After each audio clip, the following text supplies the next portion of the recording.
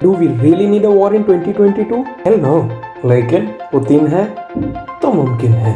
And right now, Putin's dream be like, I could blow up NATO in alphabetical order. but why do we care? It's Russia versus Ukraine or maybe NATO. Anyway, what happens in Europe stays in Europe, right? Sanuki. But we all know Russia is our best friend and stock market is more volatile than ever. And moreover, we are the preachers of non-violence, ahimsa, to the world. How can we be on the side of someone who is promoting violence? So, here on this channel, we discuss news with some deeper insights and better understanding. If that sounds good to you, please hit the subscribe button. Give this video an upvote and let the YouTube know that you're enjoying what you're watching. So, let's get started. So, how did it all start? Well, Ukraine was part of Soviet Union, dissolved in 1991. However, pieces of culture are still shared between Ukraine and Russia. For example, Ukrainian is primary language, but most people in Ukraine also speak Russian. Do you remember hearing about protests in Ukraine back in 2013 due to a decision by President Viktor Yanukovych to reject an association agreement with the European Union in favor of closer ties with Moscow? This led to mass protest by people against him in 2014. So long story short, Yanukovych ends up leaving the country, just like how it happened 2 months ago in Afghanistan. And Russian military forces take opportunity to seize and annex Crimean Peninsula along the north coast of Black Sea. Now it seems Russia wants more. A simple question on a common man's mind would be, Russia is such a vast nation. Why is it interested in tiny Ukraine? Honestly, for multiple reasons. First, Ukraine would be strategic cushion between Russia and North Atlantic Treaty Organization, that is NATO. And NATO is adding members, and most recent members to NATO was North Macedonia on 27th March 2020. NATO currently recognizes Bosnia, Herzegovina, Georgia, Ukraine as inspiring members.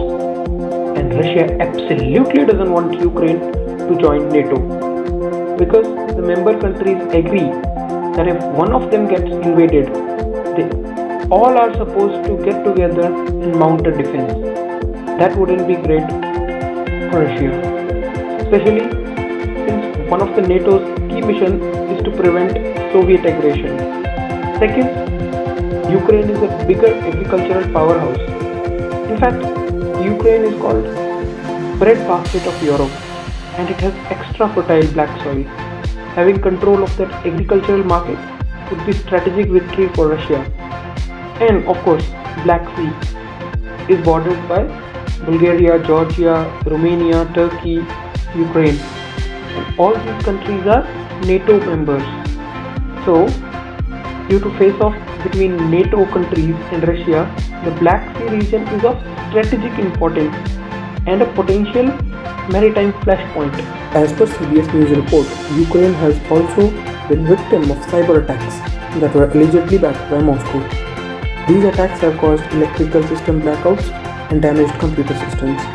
Associated Press says Russia has been positioning an estimate of 100,000 troops near Ukraine. Military equipment have been moved near Ukraine. Ultimately, Russia wants NATO to have less control in Eastern Europe, including having the member countries pull back some of the battalions stationed in the region. And Russia definitely doesn't want Ukraine joining NATO. But even if Ukraine isn't part of NATO, the country is still considered a strategic ally for US, which is made clear on the State Department's website. But how far does the White House is willing to go to protect Ukraine remains a question mark. The New York Times says President Joe Biden is considering sending thousands of American troops, planes, warships to Baltic and Eastern Europe. So, let's say, what will happen if Russia invades Ukraine? Western nations have thrown their support behind Ukraine, but some responses have been together than others. US and UK have supplied weapons, while Germany plans to send a field medical facility next month. But Germany will not transfer military equipment. There has also been much talk of sanctions aimed at punishing Moscow. Russia is continuing to escalate its threat toward Ukraine. We've seen that again in just the last few days with increasingly bellicose rhetoric, building up its forces on Ukraine's borders, including now in Belarus. Russia's repeatedly turned away from agreements that have kept the peace across the continent for decades. And it continues to take aim at NATO, a defensive voluntary alliance that protects nearly 1 billion people across Europe and North America, and at the governing principles of international peace and security that we all have a stake in defending. The move could cut Russia from most of the international financial transactions, including international profit from oil and gas productions, which account for more than 40% of country's revenue. Impact on India. Potential Russian military action against Ukraine would mean backlash from the US, and with all those sanctions imposed by America on Russia would mean that Moscow will need Beijing's diplomatic support. China-Russia partnership will pose a problem to India in case India-China border tension was to flare up again, as India is dependent on Russia for military supply. It is worth keeping in mind that it has happened before. In 1962, when Moscow needed Beijing's backing during Cuban Missile Crisis, it resulted in Soviet or China instead of India. At a crucial moment in India-China war, India is also in good terms with America.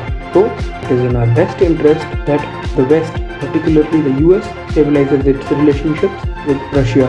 For this reason, Delhi welcomed Biden to the meeting, and it would also help two of India's key partners were not at loggerheads. We want US to be focused on China challenge and not Russia. We could take same posture that we had post Russian annexation of Crimea, that is, of neither openly criticizing nor endorsing Russian actions. However, in this case, India's silence will be seen as endorsement.